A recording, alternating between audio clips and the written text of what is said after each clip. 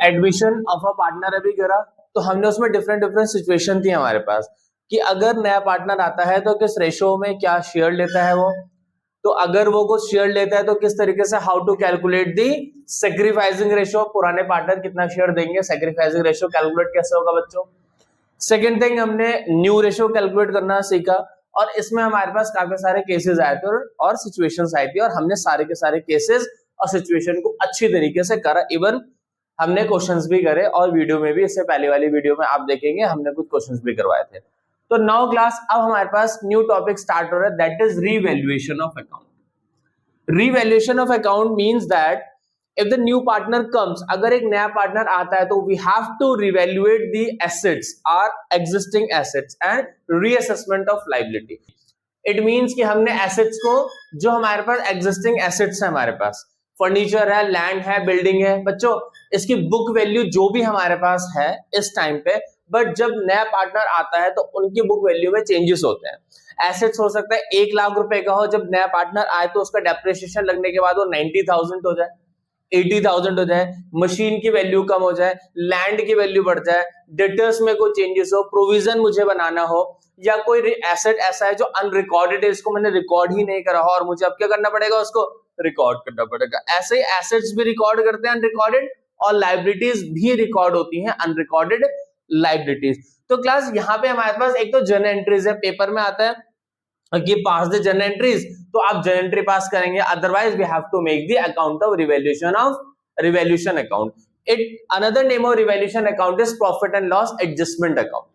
Is that clear all of you? अब first account होता है एडमिशन का, जब भी हम चैप्टर करते हैं तो उसमें जो फर्स्ट अकाउंट है वो आपका रिवैल्यूएशन अकाउंट ही है। इसके बाद हमारा बनेगा partners capital account and after that हम बनाएंगे बैलेंस शीट। ठीक है, तो यहाँ पे हम सीखते हैं इसको। सबसे पहले जैसा कि आप सभी को पता ही है, पर्टिकुलर और उसके बाद हमारे पास अमाउंट, फिर पर्टिकुलर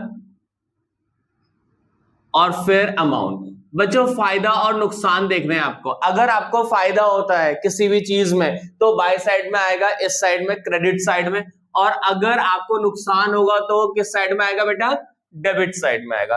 फायदा इन द सेंस जैसे कि एसेट थे 10,000 रुपए, फर्नीचर था 10,000 रुपए और वो बढ़ गया, सपोज टू बी 12,000 हो गया, तो बाय फर्नीचर, अगर वो उसकी वैल्यू बढ़ी है तो वो यहां पर आ जाएगी बाय फर्नीचर, जो भी उसकी वैल्यू इंक्रीज हुई है।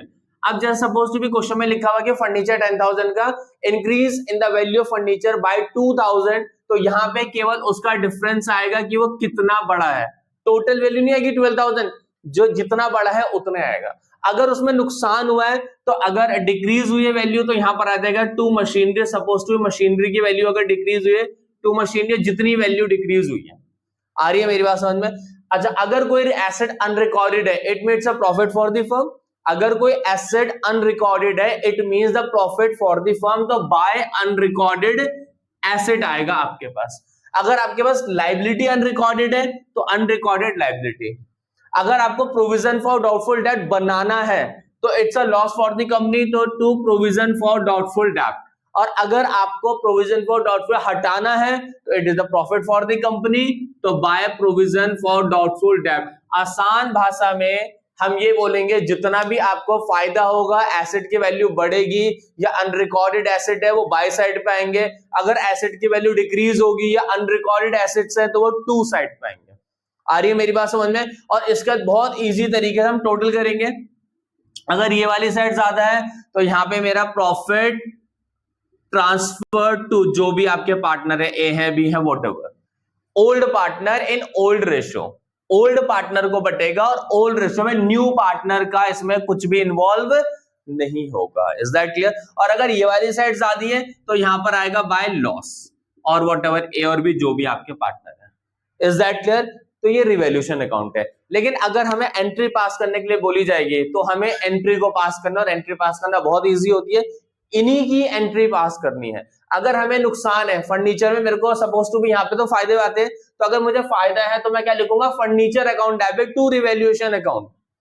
ठीक है, अगर मेरे को फायदा 3-4 चीज में इकट्ठा है, फर्नीचर में फायदा है, लैंड में फायदा है, बिल्डिंग में फायदा है, तो मैं लिखूंगा furniture account debit, land account debit, building account debit, उन तीनों के फायदे टू रिवैल्यूएशन अकाउंट में एक ही बार में भी ट्रांसफर कर सकते हैं।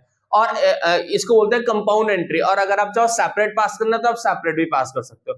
दूसरी चीज, अगर आपके पास नुकसान है तो क्या होगा, मशीनरी अकाउंट डेबिट, जो भी unrecorded liability account, sorry, revaluation account debited to machinery account, to unrecorded liability, to provision for doubtful डेब्ट। यानी कि जब आपको नुकसान होगा तो रिवैल्यूएशन डेबिट होता है, और जब आपको फायदा होगा तो रिवैल्यूएशन क्रेडिट होता है। Is that clear all of you? उसके बाद हम डेबिट और प्लस, जितने भी रिवैल्यूएशन, जितनी बार डेबिट हुआ है रिवैल्यूएशन, उन सबको डेबिट को हम ऐड कर देंगे, सब निकालेंगे, और जितनी बार रिवैल्यूएशन अकाउंट आपका क्रेडिट हुआ है उन सबको हम क्या करेंगे, उसका भी सम निकाल देंगे।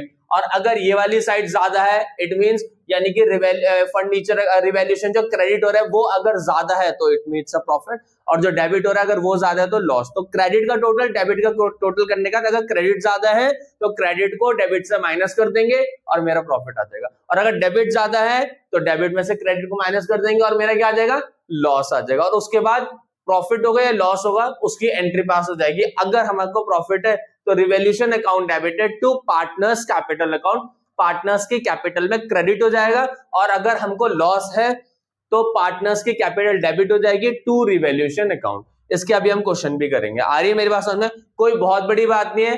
फायदा नुकसान, अकॉर्डिंग टू फायदा नुकसान आप सबको पता ही लेजर कैसे क्लोज करते हैं, इसको भी उसी तरीके से क्लोज करते हैं। Is that clear? एंट्री में क्रेडिट और डेबिट का सम निकालने के बाद आपका प्रॉफिट और लॉस, ये ज्यादा है तो प्रॉफिट, ये ज्यादा है तो लॉस निकल जाएगा। आई थिंक आप सबको समझ में आया होगा। ठीक है, थैंक यू।